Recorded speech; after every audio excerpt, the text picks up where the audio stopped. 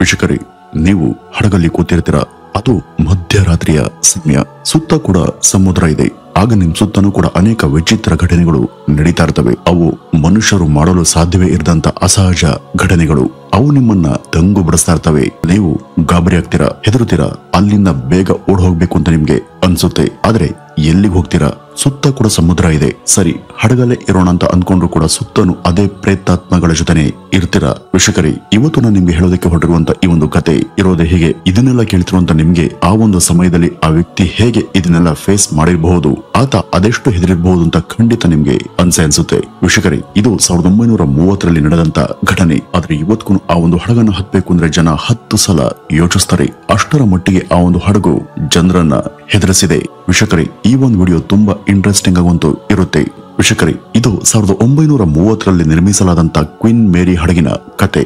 ಇದು 1930ರಿಂದ 1960ರವರೆಗೂ ಬಹಳಷ್ಟು ಜನರಿಗೆ ಸೇವೆಯನ್ನ ಒದಗಿಸಿತ್ತು. ಸಾಕಷ್ಟು ಜನರನ್ನ ಹೊತ್ಕೊಂಡು ಪ್ರಯಾಣ ಮಾಡಿತ್ತು. ಅದರಲ್ಲಿ ಅನೇಕ ಪ್ರಸಿದ್ಧ ವ್ಯಕ್ತಿಗಳು ಕೂಡ ಪ್ರಯಾಣ ಮಾಡಿದ್ದಾರೆ. ಅಂದ್ರೆ ಆಗಿನ ಇಂಗ್ಲೆಂಡಿನ ಪ್ರಧಾನಿಯಾಗಿದ್ದಂತ ಚರ್ಚಿಲ್ ಕೂಡ ಈ ಒಂದು ಹಡಗಲ್ಲಿ ಪ್ರಯಾಣ ಮಾಡಿದ್ದಾರೆ. ಹಾಗೇನೆ 10 ದೇಶಗಳಲ್ಲಿ ಈ ಒಂದು ಹಡಗು ಹೆಸರು ಮಾಡಿದೆ. ವೀಕ್ಷಕರೇ, ಈ ಒಂದು ಹಡಗಲ್ಲಿ ಒಬ್ಬ ವ್ಯಕ್ತಿ ಇದ್ದ. ಅವನ ಹೆಸರು ಮ್ಯಾಥ್ಯೂ. ಅವನು ತನ್ನ ಇಡೀ ಜೀವನದಲ್ಲಿ ಬಹುಶಃ ಮರೆಯೋದಕ್ಕೆ ಸಾಧ್ಯವೇ ಆಗದಂತ ಘಟನೆಗಳನ್ನ ಇಲ್ಲಿ ಎದುರಿಸಿದ್ದಾನೆ. ಈ ಕ್ವೀನ್ ಮೇರಿ ಹಡಗು ಈಗ ಸಂಪೂರ್ಣವಾಗಿ ರಿಟೈರ್ಡ್ ಆಗಿ ಕ್ಯಾಲಿಫೋರ್ನಿಯಾದ ಮ್ಯೂಸಿಯಂ ಆಗಿದೆ. ಇತ್ತೀಚೆಗೆ ಇದನ್ನ ಮ್ಯೂಸಿಯಂ ಆಗಿ ಮಾಡಲಾಗಿದೆ. ಅಲ್ಲಿಗೆ ಪ್ರವಾಸಿಗರು ಹೋಗ್ತಾರೆ. ಅಚ್ಚರಿಯಿಂದ ಈ ಒಂದು ಪ್ರೇತ ಪೀಡಿತ ಹಡಗನ್ನ ನೋಡ್ತಿರ್ತಾರೆ. ವೀಕ್ಷಕರೇ, ಈ ಕ್ವೀನ್ ಮೇರಿ ಹಡಗಿನ ನಿರ್ವಹಣೆಗಾಗಿ ಅಲ್ಲಿ ಅನೇಕ ಜನರನ್ನ ನೇಮಿಸಿಕೊಳ್ಳಲಾಗಿದೆ. ಹಲವಾರು ಸಿಬ್ಬಂದಿ ಶಿಫ್ಟ್ ಅಂತೆ ಅಲ್ಲಿ ಕೆಲಸವನ್ನ ಮಾಡ್ತಾರೆ. ದಿನದ 24 ಗಂಟೆ ಕೂಡ ಹಡಗಿನಲ್ಲಿ ವಾಸ ಇರುವಂತ ವ್ಯವಸ್ಥೆ ಕೂಡ ಅಲ್ಲಿ ಇದೆ. ಅವರಲ್ಲಿ ಒಬ್ಬ ಸಿಬ್ಬಂದಿ ಹೆಸರೇ ಮ್ಯಾಥ್ಯೂ. ಈ ವ್ಯಕ್ತಿ ಹೊಸದಾಗಿ ಅಲ್ಲಿಗೆ ಬಂದಿದ್ದ. ಮೊದಲು ಅಲ್ಲಿ ಕೆಲಸ ಮಾಡ್ತಿದ್ದಂತ ವ್ಯಕ್ತಿಯೊಬ್ಬ ರಾಜೀನಾಮೆ ಕೊಟ್ಟಿದ್ರಿಂದ ಮ್ಯಾಥ್ಯೂಗೆ ಅಲ್ಲಿ ಕೆಲಸ ಮಾಡುವಂತ ಅವಕಾಶ ಸಿಕ್ಕಿತ್ತು. ಮೊದಲಿಗೆ ಈ ವ್ಯಕ್ತಿ ಯಾಕೆ ರಾಜೀನಾಮೆ ಕೊಟ್ಟಿದೆ ಎಂಬುದು ಮ್ಯಾಥ್ಯೂಗೆ ಗೊತ್ತಾಗ್ಲಿಲ್ಲ. ಈ ಮ್ಯಾಥ್ಯೂ ಅಲ್ಲಿಗೆ ಬಂದಾಗ ಅವನಿಗೇನು ಕೂಡ ಗೊತ್ತಿರಲಿಲ್ಲ. ಅವನ್ಗೆ ಅಲ್ಲಿ ಎಲ್ಲವೂ ಕೂಡ ಸಂಪೂರ್ಣವಾಗಿ ಹೊಸದು. ಆದ್ರೆ ಅಲ್ಲಿಯ ಮ್ಯಾನೇಜರ್ ಅವನನ್ನ ಮೊದಲ ಸಲವೇ ನೈಟ್ ಶಿಫ್ಟ್ಗೆ ಹಾಕಿದ್ರು. ಈ ಹಡಗಿನಲ್ಲಿ ಬಹಳಷ್ಟು ಜನ ಇದ್ದಾರಾದ್ರೂ ಈ ಮ್ಯಾಥ್ಯೂ ಕೆಲಸ ಮಾಡ್ತಿದ್ದಂತ ಮೇಂಟೆನೆನ್ಸ್ ವಿಭಾಗದಲ್ಲಿ ಇನ್ನೊಬ್ಬ ಜಾನ್ ಎಂಬಾತ ಮಾತ್ರ ಇದ್ದ. ಈ ಜಾನ್ ಜೊತೆ ಮೇಂಟೆನೆನ್ಸ್ ವಿಭಾಗದಲ್ಲಿ ಕೆಲಸ ಮಾಡ್ತಿದ್ದಾಗ ಮ್ಯಾಥ್ಯೂಗೆ ಅದ್ಯಾಕೋ ತಮ್ಮ ನಡುವೆ ಇನ್ನೊಬ್ರು ಯಾರೋ ಇಲ್ಲಿ ಇದ್ದಾರೆ ಅಂತ ಅನ್ಸೋದಕ್ಕೆ ಶುರುವಾಗಿತ್ತು. ಅಲ್ಲಿ ಇದ್ದಂತ ಒಂದು ಬಾಗಿಲು ಹಿಂದೆಯಿಂದ ಯಾರೋ ತಮ್ಮನ್ನ ಗಮನಿಸ್ತಿದ್ದಾರೆ ಅಂತ ಪದೇ ಪದೇ ಈ ಮ್ಯಾಥ್ಯೂಗೆ ಎಚ್ಚರಿಕೆ ಬರ್ತಿತ್ತು. ಅವನ ಕಣ್ಣುಗಳು ಮತ್ತೆ ಮತ್ತೆ ಬಾಗಿಲಿನ ಕಡೆಗೆ ಹೋಗ್ತಿದ್ವು. ಯಾರೋ ಬಾಗಿಲಿನ ಆಚೆ ಕಡೆ ನಿಂತು ಅವರಿಬ್ಬರನ್ನು ಕೂಡ ದಿಟ್ಟಿಸುವಂತೆ ಅವನಿಗೆ ಭಾಸವಾಯಿತು. ಜಾನ್, ನನಗೆ ಅಲ್ಲಿ ಯಾರೋ ನಿಂತಿರುವಂತೆ ಅನಿಸ್ತಾ ಇದೆ, ಇಲ್ಲೇನೋ ಸಮಸ್ಯೆ ಇದೆ ಅಂತ ಅನಿಸ್ತಾ ಇದೆ ಅಂತ ಹೇಳಿದ್ದ. ಆಗ ಈ ಜಾನ್, ನೋಡು ಮ್ಯಾಥ್ಯೂ, ಇದು ನಿನ್ನ ಮೊದಲ ನೈಟ್ ಶಿಫ್ಟ್ ಆಗಿರೋದ್ರಿಂದ ಕೆಲವು ಸಲಹೆಯನ್ನ ಕೊಡ್ತಿದ್ದೇನೆ. ಈ ಒಂದು ಹಡಗಿನಲ್ಲಿ ಸಂಪೂರ್ಣವಾಗಿ ನಿಷೇಧ ಮಾಡಲಾಗಿರುವಂತಹ ಕೆಲವು ಸ್ಥಳಗಳಿವೆ. ಅಲ್ಲಿಗೆ ಯಾವ ಕಾರಣಕ್ಕೂ ಹೋಗ್ಬಾರ್ದು. ವಿಶೇಷವಾಗಿ 13ನೇ ನಂಬರಿನ ರೂಮ್ ಕಡೆಗೆ ಅಪ್ಪಿತಪ್ಪಿ ಕೂಡ ಕಾಲಿಡ್ಬೇಡ. ಈ ಮೊದಲು ಅಲ್ಲಿಗೆ ಹೋದವರು ಆಘಾತಗೊಂಡಿದ್ದಾರೆ ಅಂತ, ತುಂಬಾ ತೊಂದರೆಗೆ ಒಳಗಾಗಿದ್ದಾರೆ ಅಂತ ಹೇಳಿದ್ದ. ಆದ್ರೆ ಮ್ಯಾಥ್ಯೂ ಇದನ್ನ ನಂಬಲಿಲ್ಲ. ಈ ಕಾಲದಲ್ಲಿ ಇಂಥವನ್ನೆಲ್ಲ ನಂಬ್ತಾರ? ನಾನು ಹೊಸದಾಗಿ ಕೆಲಸಕ್ಕೆ ಬಂದಿರೋದ್ರಿಂದ ಇವರೆಲ್ಲ ನನ್ನನ್ನ ಹೆದರಿಸ್ತಿದ್ದಾರೆ ಹಾಗೂ ಮಜಾ ತಗೊಳ್ತಿದ್ದಾರೆ ಅಂತ ಅವನು ಅನ್ಕೊಂಡಿದ್ದ. ಹೀಗಾಗಿ ಮ್ಯಾಥ್ಯೂ ಅವರ ಮಾತನ್ನ ಗಂಭೀರವಾಗಿ ತೆಗೆದುಕೊಳ್ಳಿಲ್ಲ. ಆದ್ರೆ ಅವನು ಈ ಒಂದು ವಿಷಯವಾಗಿ ಇಷ್ಟರಲ್ಲೇ ಪಶ್ಚಾತ್ತಾಪವನ್ನ ಪಡಬೇಕಾಗಿತ್ತು. ಅಂತ ಒಂದು ಟೈಮ್ ಬರೋದ್ರಲ್ಲಿತ್ತು. ಸ್ವಲ್ಪ ಸಮಯದ ನಂತರ ಎಲ್ಲರೂ ತಮ್ಮ ತಮ್ಮ ಕೆಲಸಗಳಲ್ಲಿ ನಿರತರಾಗ್ತಾರೆ. ಆದ್ರೆ ಈ ಮ್ಯಾಥ್ಯೂಗೆ ಈ ಒಂದು ಹಡಗಲ್ಲಿ ವ್ಯಾಪಿಸಿರುವಂತ ದೆವ್ವ ಭೂತದ ಭ್ರಮೆಯನ್ನ ಹೋಗ್ಲಾಡಿಸ್ಬೇಕು. ಇಲ್ಲಿನ ಸಮಸ್ಯೆಗಳನ್ನ ಎಕ್ಸ್ಪ್ಲೋರ್ ಮಾಡಬೇಕು. ಮೊದಲ ದಿನವೇ ನಾನು ಈ ಒಂದು ಕೆಲಸವನ್ನ ಮಾಡಿದ್ರೆ ಸಾಕಷ್ಟು ಹೆಸರು ಸಿಗುತ್ತೆ ಎಂಬ ಯೋಚನೆ ಬಂದಿತ್ತು. ರಾತ್ರಿಯ ಸಮಯದಲ್ಲಿ ಆ ಒಂದು ಹಡಗನ್ನ ಇನ್ವೆಸ್ಟಿಗೇಷನ್ ಮಾಡೋದಕ್ಕೆ ಹೊರಟಂತ ಅವನು ಈ ಒಂದು ಇಂಜಿನ್ ಕೋಣೆಯಿಂದ ಹೊರಗಡೆ ಹೋಗಿದ್ದ. ಅವನು ಎಲ್ಲವನ್ನು ಕೂಡ ಗಮನಿಸ್ತಾ ಅಡ್ಡಾಡ್ತಿದ್ದ. ನಂತರ ತಾನು ಕೆಲಸ ಮಾಡ್ತಿದ್ದಂತ ಸ್ಥಳಕ್ಕೆ ಹೋಗ್ಬೇಕು ಅಂತ ಅನ್ಸಿ ಮರಳಿ ವಾಪಸ್ ಬರ್ತಾ ಇದ್ದ. ಆದ್ರೆ ಎಷ್ಟು ಹೊತ್ತು ನಡೆದ್ರು ಕೂಡ ಆ ಸ್ಥಳ ಕಾಣ್ಲೇ ಇಲ್ಲ. ಅಂದ್ರೆ ಅವನು ಹಡಗಿನ ಇಂಜಿನ್ ವಿಭಾಗದಲ್ಲೇ ಕಳೆದು ಹೋಗಿದ್ದ.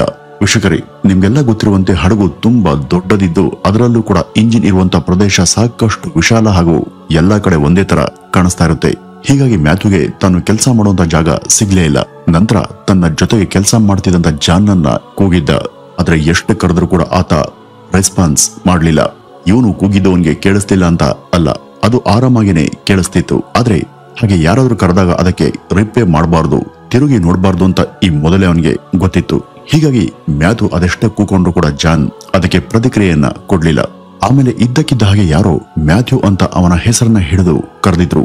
ಯಾರು ಅಂತ ತಿರುಗಿ ನೋಡಿದ್ರೆ 13ನೇ ನಂಬರ್ ರೂಮ್ ಕಾಣಿಸಿತ್ತು. ಆ ಕಡೆ ಹೋಗ್ಬೇಡ ಅಂತ ಈ ಮೊದಲೇ ಜಾನ್ ಅವನಿಗೆ ಎಚ್ಚರಿಸಿದ್ದ. ಆ 13 ನಂಬರ್ ಬಾಗಿಲ ಬಳಿ ಒಬ್ಬ ವ್ಯಕ್ತಿ ನಿಂತಿದ್ದ. ನಂತರ ಆ ರೂಮಿನ ದೈತ್ಯಾಕಾರದ ಬಾಗಿಲುಗಳು ನಿಧಾನವಾಗಿ ಕ್ಲೋಸ್ ಆಗಿದ್ವು. ಪಕ್ಕಕ್ಕೆ ಹೋಗುವಂತ ಮ್ಯಾಥು ಅವನಿಗೆ ಕೂಗಿ ಹೇಳಿದ್ದ. ಆ ಬಾಗ್ಲು ಕ್ಲೋಸ್ ಆದ್ರೆ ಮಧ್ಯೆ ಸಿಕ್ಕಾಕೊಂಡು ದೇಹವೇ ತುಂಡಾಗುವಷ್ಟು ಬಲವಾದಂತ ಬಾಗಿಲುಗಳು ಅವು. ಈತ ಎಷ್ಟು ಕೂಗಿದ್ರು ಅವನು ಸೈಡ್ಗೆ ಹೋಗ್ಲೇ ಇಲ್ಲ. ಕೊನೆಗೆ ಅಂದುಕೊಂಡಂತೆ ಬಾಗ್ಲು ಕ್ಲೋಸ್ ಆಗಿ ಅವನ ಬಾಡಿ 2 ತುಂಡಾಗಿ ಬಿದ್ದಿದ್ವು. ಅದನ್ನೆಲ್ಲ ನೋಡಿ ಈ ಮ್ಯಾಥು ದಿಗ್ಭ್ರಮೆಗೊಂಡಿದ್ದ. ಎಂತ ಅನಾಹುತ ಆಯಿತು ಅಂತ ಅವನು ಹೆದರಿ ಕಂಪಿಸತೊಡಗಿದ್ದ. ಸ್ವಲ್ಪ ಸಮಯದ ನಂತರ ತಲೆ ಎತ್ತಿ ಮತ್ತೊಮ್ಮೆ ತುಂಡಾದ ಬಾಡಿ ಕಡೆ ನೋಡಿದ್ರೆ ಮುಖವಿದ್ದಂತ ಭಾಗ ಅವನ ಕಡೆ ಕಣ್ಣನ್ನ ತೆರೆದು ನೋಡಿ ನಗ್ತಾ ಇತ್ತು. ಈ ಮ್ಯಾಥುಗೆ ತನ್ನ ಕಣ್ಣುಗಳನ್ನ ತಾನೇ ನಂಬೋದಿಕ್ಕೆ ಸಾಧ್ಯ ಆಗ್ಲಿಲ್ಲ. ನಂತರ ಸವರ್ಕೊಂಡು ಎದ್ದು ದಿಕ್ಕೆಟ್ಟವನಂತೆ ಓಡತೊಡಗಿದ್ದ. ಓಡ್ತಾ ಅವನು ಆ ಹಡಗಿನ ಬಾಯ್ಲರ್ ಕೋಣೆಗೆ ಬಂದಿದ್ದ. ಅವನು ತುಂಬಾ ಉದ್ವೇಗಗೊಂಡಿದ್ದ. ನಾನೇನ್ ನೋಡಿದೆ, ಅದೇನ್ ಭ್ರಮೇನ ಅಥವಾ ವಾಸ್ತವನ ಅಂತ ಆತ ಯೋಚಿಸ್ತಾ ಇದ್ದ. ಆ ಒಂದು ಹಡಗಿನ ಬಾಯ್ಲರ್ ಕೋಣೆಯಲ್ಲಿ ಯಾರು ಕೂಡ ಇರ್ಲಿಲ್ಲ. ಹಾಗೆ ನಿಧಾನವಾಗಿ ಸುಧಾರಿಸ್ಕೊಳ್ತಾ ಅಲ್ಲಿ ಅಡ್ಡಾಡತೊಡಗಿದಂತ ಮ್ಯಾಥುಗೆ ಇದ್ದಕ್ಕಿದ್ದಂತೆ ಅಲ್ಲಿ ಕುಲುಮೆಗೆ ಕಲ್ಲಿದ್ದಲು ಹಾಕ್ತಿರುವಂತ ಹಾಗೆ ಕಾಣಿಸ್ತು. ಅರೆ, ಈ ಒಂದು ಹಡಗು ರಿಟೈರ್ಡ್ ಆಗಿ ನಿಂತು ಎಷ್ಟೋ ವರ್ಷ ಆಗಿದೆ. ಸಮುದ್ರದ ಮಧ್ಯದಲ್ಲಿ ಮ್ಯೂಸಿಯಂ ಆಗಿ ನಿಂತಿರುವಂತ ಅದಕ್ಕೆ ಕಲ್ಲಿದ್ದಲು ಹಾಕ್ಬೇಕು, ಇದೇನ್ ವಿಚಿತ್ರ ಅಂತ ಅಚ್ಚರಿಗೊಂಡಂತ ಅವನು ಆ ವ್ಯಕ್ತಿಯನ್ನ ಕೂಗಿದ್ದ. ಆದ್ರೆ ತನ್ನ ಕೆಲಸದಲ್ಲಿ ಮಗ್ನನಾಗಿದ್ದಂತ ಅವನಿಗೆ ಮ್ಯಾಥು ಕರೆದದ್ದು ಕೇಳಿಸ್ತಿಲ್ಲ. ಆಗ ಅವನ ಹತ್ರ ಹೋದಂತ ಇವನು ಕಲ್ಲಿದ್ದಲನ್ನ ಯಾಕೆ ಹಾಕ್ತಿದೀಯ ನಿಲ್ಸು ಅಂತ ಅವನ ಹೆಗಲ್ ಮೇಲೆ ಸಣ್ಣದಾಗಿ ಬಡಿದು ಹೇಳಿದ್ದ. ಆಗ ತಿರುಗಿ ನೋಡದಂತ ಆ ವ್ಯಕ್ತಿಯ ಮುಖ ಯಾರು ಕೂಡ ಜೀವನ ಪರ್ಯಂತ ಮರೆಯಲಾರದ ಹಾಗೆ ಇತ್ತು. ಅವನ ಕೆನ್ನೆಗಳು ಸುಟ್ಟು ಹೋಗಿದ್ವು, ತುಟಿಗಳು ಮೆಲ್ಟ್ ಆಗಿದ್ವು. ಸುಟ್ಟು ವಿಕಾರವಾಗಿ ಕಾಣ್ತಿದ್ದಂತ ಆ ಮುಖ ನೋಡಿದ ತಕ್ಷಣ ಅವನನ್ನ ಜೋರಾಗಿ ತಳ್ಳಿ ಮ್ಯಾಥು ಮತ್ತೆ ಓಡತೊಡಗಿದ್ದ. ಇಲ್ಲಿ ಹಡಗಿನ ಸಿಬ್ಬಂದಿಯನ್ನು ಹೊರತುಪಡಿಸಿ ಇನ್ನೂ ಕೆಲವು ಜನ ವಾಸಿಸ್ತಿದ್ರು. ಅವರು ಖಂಡಿತ ಮನುಷ್ಯರಲ್ಲ, ಅವು ಪ್ರೇತಾತ್ಮಗಳೇ ಇರಬೇಕು ಅನ್ನೋದು ಅಷ್ಟೊತ್ತಿಗೆ ಮ್ಯಾಥುಗೆ ಖಚಿತವಾಗಿತ್ತು. ಅವರು ಯಾವ ರೀತಿಯಲ್ಲಿ ಸತ್ರು ಅದೇ ರೀತಿಯಲ್ಲಿ ಈಗಲೂ ಕಾಣ್ತಿದ್ದಾರೆ ಎಂಬುದು ಈ ಮ್ಯಾಥುಗೆ ಅರಿವಾಗಿತ್ತು. ಹಾಗೆ ಯೋಚನೆ ಮಾಡ್ತಾನೆ ಅವನು ಹಡಗಿನ ಮೇಲಿನ ಮಹಡಿಗೆ ಓಡ್ ಬಂದಿದ್ದ. ಅಲ್ಲಿಂದ ನೋಡಿದ್ರೆ ಹಡಗಿನ ಸುತ್ತಲೂ ಕೂಡ ಕರಾಳ ಸಮುದ್ರ ಮಾತ್ರ ಕಾಣ್ತಿತ್ತು. ಮತ್ತೇನು ಕೂಡ ಕಾಣಿಸ್ತಿರ್ಲಿಲ್ಲ. ಕಪ್ಪು ಮಂಜು ಮತ್ತು ಸಮುದ್ರದಿಂದ ಹಡಗು ಆವರಿಸಿತ್ತು. ಅಲ್ಲಿಂದ ತಪ್ಪಿಸ್ಕೊಂಡು ತಾನು ಹೋಗೋದಾದ್ರೂ ಎಲ್ಲಿಗೆ, ಎಷ್ಟು ಓಡಿದ್ರು ಕೂಡ ನಮ್ಮವ್ರು ಯಾರು ಕೂಡ ಕಾಣಿಸ್ತಿಲ್ಲ, ಯಾರು ಸಹಾಯಕ್ಕೆ ಬರ್ತಿಲ್ಲ ಅಂತ ಮ್ಯಾಥುಗೆ ಭಯ ಕಾಡತೊಡಗಿತ್ತು. ಹೆದರ್ತಾನೆ ಸುತ್ತ ನೋಡದಂತ ಮ್ಯಾಥು ಈಜುಕೊಳದ ಕಡೆಗೆ ಬಂದಿದ್ದ. ಅಲ್ಲಿ ನೋಡಿದ್ರೆ ಈಜುಕೊಳದ ಬದಿಯಲ್ಲಿ ಒಬ್ಬ ಮಹಿಳೆ ಸ್ವಿಮ್ಮಿಂಗ್ ಸೂಟ್ ಅನ್ನ ಹಾಕೊಂಡು ಕೂತಿದ್ಲು. ಇಷ್ಟೊತ್ತಲ್ಲಿ ಯಾರಪ್ಪ ಈಜ್ತಾರೆ ಅಂತ ಅಚ್ಚರಿಯಾದ್ರೂ ಕೂಡ ಒಬ್ರು ಮನುಷ್ಯರಾದ್ರೂ ಸಿಕ್ಕರಲ್ಲ ಅಂತ ಈತ ಹತ್ರ ಹೋಗಿದ್ದ. ಇವನು ಮಾತನಾಡಿಸುವಂತ ಮೊದಲೇ ಆಕೆನೆ, ನೀವು ಇಲ್ಲಿಗೆ ಹೊಸದಾಗಿ ಕೆಲಸಕ್ಕೆ ಬಂದಿದ್ದೀರಾ ಅಂತ ಕೇಳಿದ್ಲು. ಹೌದು, ಮೇಂಟೆನೆನ್ಸ್ ವಿಭಾಗದಲ್ಲಿದ್ದೇನೆ ಅಂತ ಮ್ಯಾಥು ಹೇಳಿದ ಕೂಡಲೇ, ಮೇಂಟೆನೆನ್ಸಾ? ಹಾಗಾದ್ರೆ ಒಳ್ಳೇದೇ ಆಯ್ತು. ಸ್ವಿಮ್ಮಿಂಗ್ ಪೂಲ್ ನಲ್ಲಿ ಒಂದು ವೈರ್ ಸಿಕ್ಕಾಕೊಂಡಿದೆ, ಅದನ್ನ ತೆಗೀರಿ, ನಾನು ಸ್ವಿಮ್ ಮಾಡ್ಬೇಕು ಅಂತ ಹೇಳಿದ್ಲು. ಸರಿ ಅಂತ ಮ್ಯಾಥು ಇನ್ನೇನು ಆ ವೈರ್ಗೆ ಕೈಯನ್ನ ಹಾಕೋದ್ರಲ್ಲಿದ್ದ. ಅಷ್ಟರಲ್ಲಿ ಹಿಂದಿನಿಂದ ತನ್ನ ಸಹೋದ್ಯೋಗಿಗಳು ಕೂಗ್ತಿರೋದು ಕೇಳಿಸಿತ್ತು. ಆಗ ಈಕೆ, ಅವ್ರ ಕಡೆ ಗಮನ ಕೊಡಬೇಡಿ, ನೀವು ವೈರ್ ತೆಗೀರಿ, ಅವರು ನಾನು ಸತ್ತು ಹೋಗಿದ್ದೇನೆ ಅಂತ ಹೇಳ್ತಾರೆ, ಆದ್ರೆ ನೀವು ನಂಬೇಡಿ, ನಾನು ಸತ್ತಿಲ್ಲ, ಇನ್ನೂ ಜೀವಂತವಾಗಿದ್ದೇನೆ ಅಂತ ಆ ಮಹಿಳೆ ಮ್ಯಾಥುವನ್ನ ಒತ್ತಾಯ ಮಾಡ್ತಿದ್ಲು. ಕೆಲವೇ ನಿಮಿಷಗಳ ಹಿಂದೆ ದೊಡ್ಡ ದೊಡ್ಡ ಆಘಾತ ಅನುಭವಿಸಿದಂತ ಮ್ಯಾಥು ಸ್ವಲ್ಪ ಹಿಂಜರಿದು ತನ್ನ ಸ್ನೇಹಿತರ ಕಡೆಗೆ ನೋಡಿದ್ದ. ಅವರು ಬೇಡ ಬೇಡ ಎಂಬಂತೆ ಕೈ ಸನ್ನೆಯನ್ನ ಮಾಡಿ ಬರ್ತಾ ಇದ್ರು. ಅದನ್ನ ನೋಡಿ ಮತ್ತೆ ಈ ಮಹಿಳೆ ಕಡೆ ತಿರುಗಿ ನೋಡಿದ್ರೆ ಅಲ್ಲಿ ಆಕೆ ಇರ್ಲೇ ಇಲ್ಲ. ಗಾಬರಿಗೊಂಡಂತ ಈ ಮ್ಯಾಥು ಅಲ್ಲೇ ಕುಸ್ತು ಕುಳಿತಿದ್ದ. ಅಷ್ಟೊತ್ತಿಗೆ ಸಹೋದ್ಯೋಗಿಗಳು ಮತ್ತು ಜಾನ್ ಕೂಡ ಅಲ್ಲಿಗೆ ಬಂದಿದ್ರು. ನಡೆದದ್ದೆಲ್ಲವನ್ನು ಕೂಡ ಅವ್ರಿಗೆ ಮ್ಯಾಥು ತಿಳಿಸಿದ್ದ. ಈ ಜಾನ್ ಕೂಡ ತನಗಾದಂತ ಅನುಭವವನ್ನ ಹೇಳಿದ್ದ. ನಾನು ಇಂಜಿನ್ ರೂಮ್ ನಲ್ಲಿ ಇದ್ದಾಗ ಒಬ್ಬ ವ್ಯಕ್ತಿ ಬಂದು ಮೇಲೆ ಪಾರ್ಟಿ ನಡೀತಾ ಇದೆ, ಅಲ್ಲಿ ನಿನ್ನನ್ನು ಕರೆದಿದ್ದಾರೆ ಬಾ ಅಂತ ಹೇಳಿದ್ದ. ಸರಿ ಅಂತ ನಾನು ಮೇಲ್ ಹೊರಟೆ. ಮೆಟ್ಟಿಲನ್ನ ಹತ್ತಿ ಹೋಗುವಾಗ ಹಾಡು ಕೇಳ್ತಾ ಇತ್ತು, ಜನ ಡ್ಯಾನ್ಸ್ ಮಾಡೋದು ಕೂಡ ಗೊತ್ತಾಯ್ತು.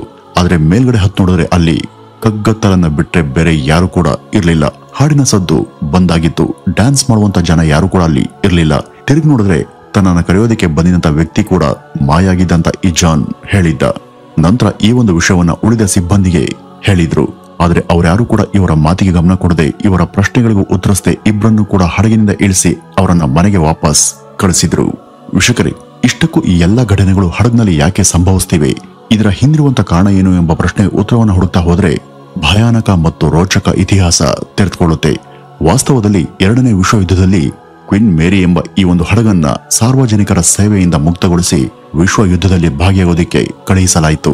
ಅತ್ಯಂತ ದೊಡ್ಡದಾದಂತ ಈ ಒಂದು ಹಡಗಲ್ಲಿ ಏಕಕಾಲಕ್ಕೆ 15,000 ಜನರನ್ನ ಸಾಗಿಸಬಹುದಿತ್ತು. ಇದಕ್ಕೆ ದಿ ಗ್ರೇ ಗೋಸ್ಟ್ ಎಂಬ ವಿಚಿತ್ರ ಹೆಸರನ್ನ ಇಟ್ಟು 2ನೇ ವಿಶ್ವ ಸಮರಕ್ಕೆ ಕಳುಹಿಸಲಾಯಿತು. ಯುದ್ಧದ ಸಮಯದಲ್ಲಿ ಅದನ್ನ ವಿವಿಧ ದೇಶಗಳಿಗೆ ಒಯ್ಯಲಾಗಿತ್ತು. 2ನೇ ವಿಶ್ವ ಯುದ್ಧದ ಸನ್ನಿವೇಶದ ಬಗ್ಗೆ ನಿಮ್ಗೆ ಗೊತ್ತೇ ಇದೆ. ಆಗ ಆದಂತ ಸಾವು ನೋವುಗಳಿಗೆ ಲೆಕ್ಕನೇ ಇರಲಿಲ್ಲ.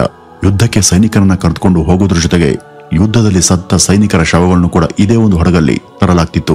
ಜೊತೆಗೆ ಸಮುದ್ರದಲ್ಲೂ ಕೂಡ ಸಾಕಷ್ಟು ಯುದ್ಧಗಳು ನಡೆದಿರೋದ್ರಿಂದ ಈ ಒಂದು ಹಡಗಿನಲ್ಲೂ ಕೂಡ ಅನೇಕ ಸೈನಿಕರು ಹೋರಾಡ್ತಾ ಸಾವನ್ನಪ್ಪಿದ್ರು. ಸಣ್ಣ ಸಣ್ಣ ಶಿಪ್ಗಳನ್ನ ಈ ದೈತ್ಯಾಕಾರದ ಹಡಗಿನಿಂದ ಅಮ್ಕಿ ನೀರಲ್ಲಿ ಸಮಾಧಿ ಮಾಡಲಾಗ್ತಿತ್ತು. ಹೀಗಾಗಿ ಅನೇಕ ಅಕಾಲಿಕ ಸಾವುಗಳನ್ನ ನೋಡದಂತ ಹಡಗ್ನಲ್ಲಿ ವಾತಾವರಣನೇ ಬದಲಾಗಿ ಹೋಗಿತ್ತು. ಹಡಗ್ನಲ್ಲಿಯೇ ಸತ್ತ ಅನೇಕ ಜನರ ಆತ್ಮಗಳ ಜೊತೆಗೆ ಇಲ್ಲಿ ಹಲವಾರು ವಿಭಿನ್ನ ಪ್ರದೇಶಗಳ ಜನರ ಆತ್ಮಗಳು ಕೂಡ ಸೇರ್ಕೊಂಡಿದ್ವು. ಅದ್ರ ಬಗ್ಗೆ ಹಲವಾರು ಕತೆಗಳಿವೆ. ಅದರಲ್ಲಿ ಮೊದಲ ಕತೆ ಡೋರ್ ನಂಬರ್ 13ರದ್ದು. ಆ ಒಂದು ಹಡಗ್ನಲ್ಲಿ ಒಬ್ಬ ಹ್ಯಾರಿ ಎಂಬ ಉದ್ಯೋಗಿ ಇದ್ದ. ಆ ಒಂದು ಸಮಯದಲ್ಲಿ ಆತ ಇದೇ 13 ನಂಬರ್ ರೂಮ್ ನಲ್ಲಿ ಇರ್ತಿದ್ದ. ಒಂದ್ಸಾರಿ ಆಕಸ್ಮಿಕ ಘಟನೆಯಲ್ಲಿ ಆ ರೂಮ್ ನಂಬರ್ 13ರ ಬೃಹತ್ ಬಾಗ್ಲಲ್ಲಿ ಸಿಕ್ಕಾಕೊಂಡು ಆತ ಅರ್ಧ ತುಂಡಾಗಿ ಸತ್ ಹೋಗಿದ್ದ. ಈ ಇಡೀ ಹಡಗು ದೆವ್ವಗಳಿಂದಲೇ ತುಂಬ ಹೋಗಿದೆ. ವೀಕ್ಷಕರೇ, ಈಗ ನೀವು ಕೇಳಿದಂತ ಎಲ್ಲಾ ಮಾಹಿತಿಗಳನ್ನು ಕೂಡ ಕಲೆ ಹಾಕುವಾಗ ನನಗೂ ಕೂಡ ಇದನ್ನ ನಂಬೋದಕ್ಕೆ ಸಾಧ್ಯ ಆಗ್ಲಿಲ್ಲ. ಬಹುಶಃ ಇದೆಲ್ಲ ಸುಳ್ಳು ಅಂತ ನನಗೂ ಅನ್ನಿಸ್ತು. ಆದ್ರೆ ಇಲ್ಲಿ ಪ್ರೇತಾತ್ಮಗಳ ಕಾಟ ಇರೋದನ್ನ ಅನೇಕ ಇನ್ವೆಸ್ಟಿಗೇಟರ್ಗಳು ಪತ್ತೆ ಮಾಡಿದ್ದಾರೆ.